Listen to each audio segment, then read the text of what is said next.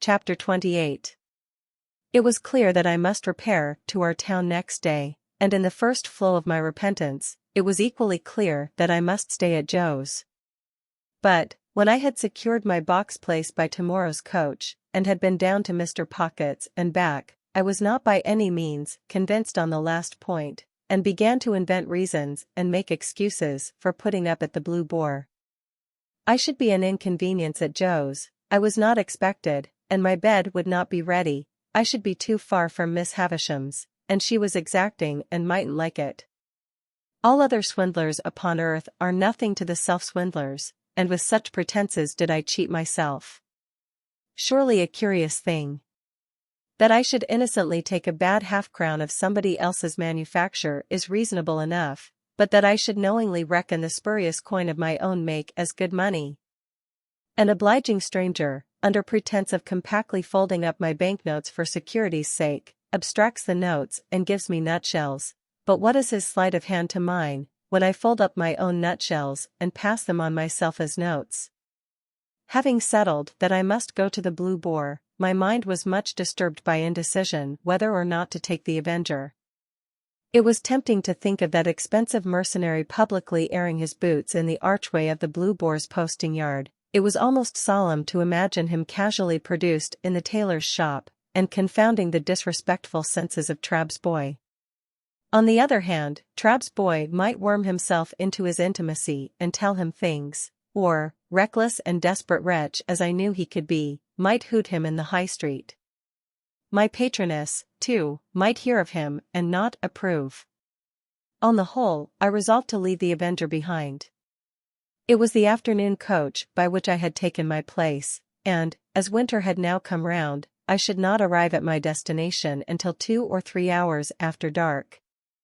Our time of starting from the Cross Keys was 2 o'clock. I arrived on the ground with a quarter of an hour to spare, attended by the Avenger, if I may connect that expression with one who never attended on me if he could possibly help it. At that time it was customary to carry convicts down to the dockyards by stagecoach. As I had often heard of them in the capacity of outside passengers, and had more than once seen them on the high road dangling their ironed legs over the coach roof, I had no cause to be surprised when Herbert, meeting me in the yard, came up and told me there were 2 convicts going down with me. But I had a reason that was an old reason now for constitutionally faltering whenever I heard the word convict. "You don't mind them, Handel?" said Herbert. "Oh no. I thought you seemed as if you didn't like them?" "I can't pretend that I do like them, and I suppose you don't particularly. But I don't mind them. See. There they are," said Herbert, coming out of the tap. "What a degraded and vile sight it is. They had been treating their guard, I suppose, for they had a jailer with them, and all 3 came out wiping their mouths on their hands. The 2 convicts were handcuffed together, and had irons on their legs, irons of a pattern that I knew well. They wore the dress that I likewise knew well. Their keeper had a brace of pistols, and carried a thick-knobbed bludgeon under his arm, but he was on terms of good understanding with them, and stood with them beside him, looking on at the putting to of the horses, rather with an air as if the convicts were an interesting exhibition not formally open at the moment, and he the curator. One was a taller and stouter man than the other, and appeared as a matter of course, according to the mysterious ways of the world, both convict and free, to have had allotted to him the smaller suit of clothes. His arms and legs were like great pincushions of those shapes, and his attire disguised him absurdly, but I knew his half-closed eye at one glance. There stood the man whom I had seen on the settle at the 3 Jolly Bargemen on a Saturday night, and who had brought me down with his invisible gun. It was easy to make sure that as yet he knew me no more than if he had never seen me in his life. He looked across at me, and his eye appraised my watch-chain, and then he incidentally spat and said something to the other convict, and they laughed and slewed themselves round with a clink of their coupling manacle, and looked at something else. The great numbers on their backs, as if they were street doors, their coarse mangy ungainly outer surface, as if they were lower animals, their ironed legs, apologetically garlanded with pocket handkerchiefs, and the way in which all present looked at them and kept from them, made them, as Herbert had said, a most disagreeable and degraded spectacle. But this was not the worst of it. It came out that the whole of the back of the coach had been taken by a family removing from London, and that there were no places for the two prisoners but on the seat in front behind the coachman. Hereupon, a choleric gentleman, who had taken the fourth place on that seat, flew into a most violent passion, and said that it was a breach of contract to mix him up with such villainous company, and that it was poisonous, and pernicious, and infamous, and shameful, and I don't know what else. At this time the coach was ready and the coachman impatient, and we were all preparing to get up, and the prisoners had come over with their keeper, bringing with them that curious flavor of bread poultice, baize, rope yarn, and hearthstone, which attends the convict presence. "Don't take it so much amiss, sir," pleaded the keeper to the angry passenger, "I'll sit next you myself. I'll put 'em on the outside of the row. They won't interfere with you, sir. You needn't know they're there." "And don't blame me," growled the convict I had recognized. "I don't want to go. I am quite ready to stay behind. As far as I am concerned, anyone's welcome to my place." "Or mine," said the other, gruffly. "I wouldn't have incommoded none of you if I'd had my way." Then they both laughed, and began cracking nuts, and spitting the shells about, as I really think I should have liked to do myself, if I had been in their place and so despised. At length, it was voted that there was no help for the angry gentleman, and that he must either go in his chance company or remain behind. So he got into his place, still making complaints, and the keeper got into the place next him, and the convicts hauled themselves up as well as they could, and the convict I had recognized sat behind me with his breath on the hair of my head. "Goodbye, Handel," Herbert called out as we started. I thought what a blessed fortune it was, that he had found another name for me than Pip. It is impossible to express with what acuteness I felt the convict's breathing, not only on the back of my head, but all along my spine.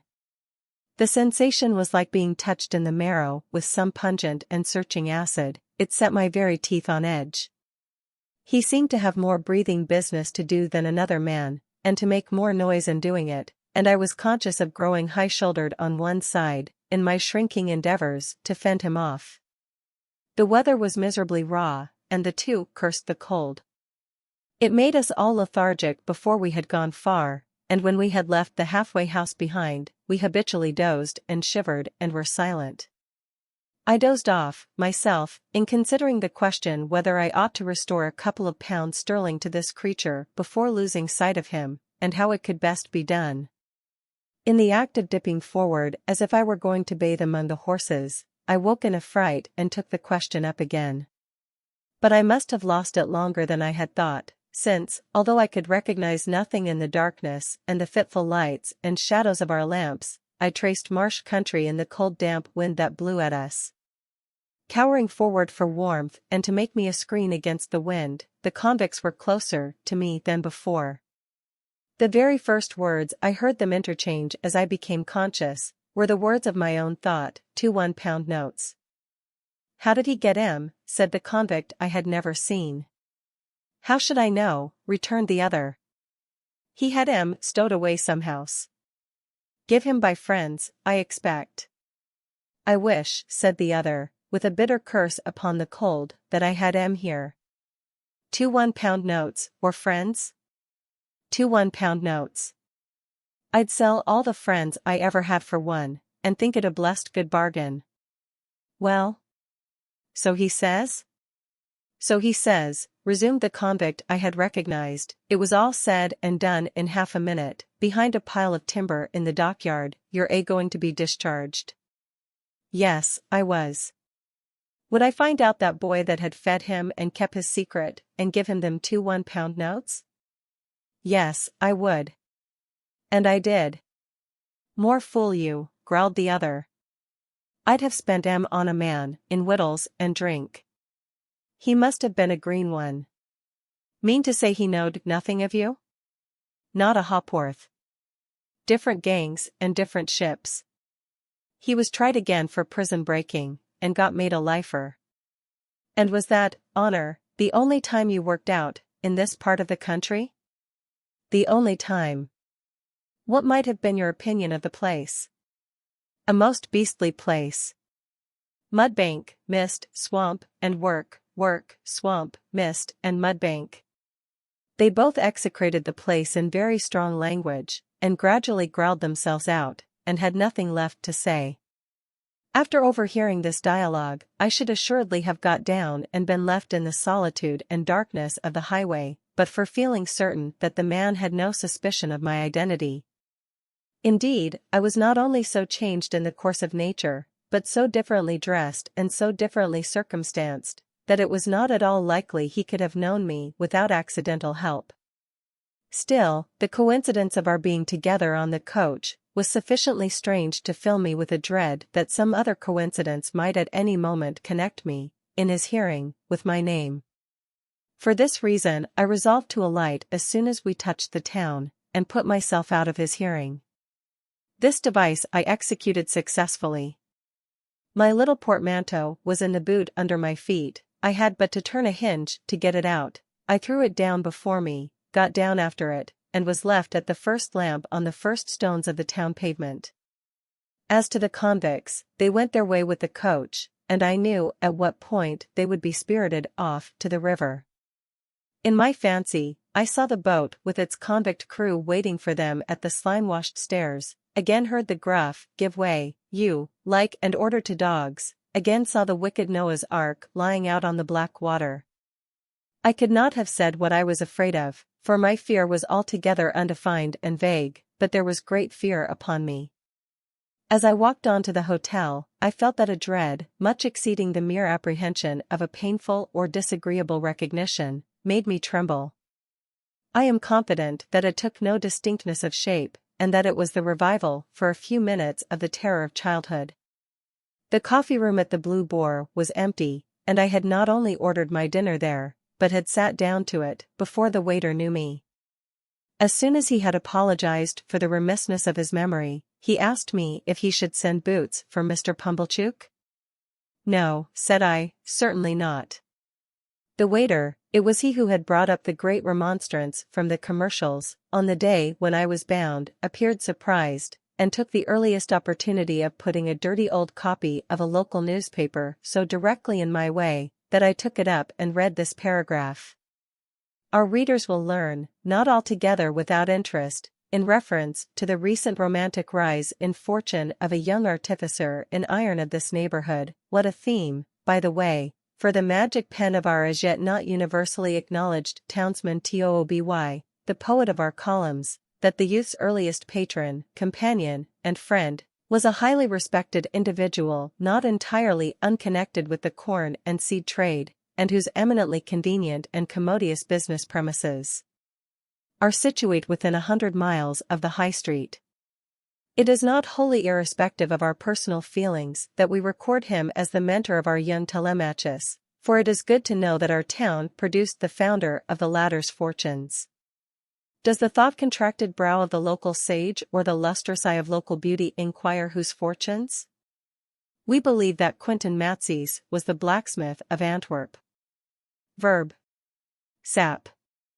I entertain a conviction, based upon large experience, that if in the days of my prosperity I had gone to the North Pole, I should have met somebody there, wandering Eskimo or civilized man, who would have told me that Pumblechook was my earliest patron and the founder of my fortunes.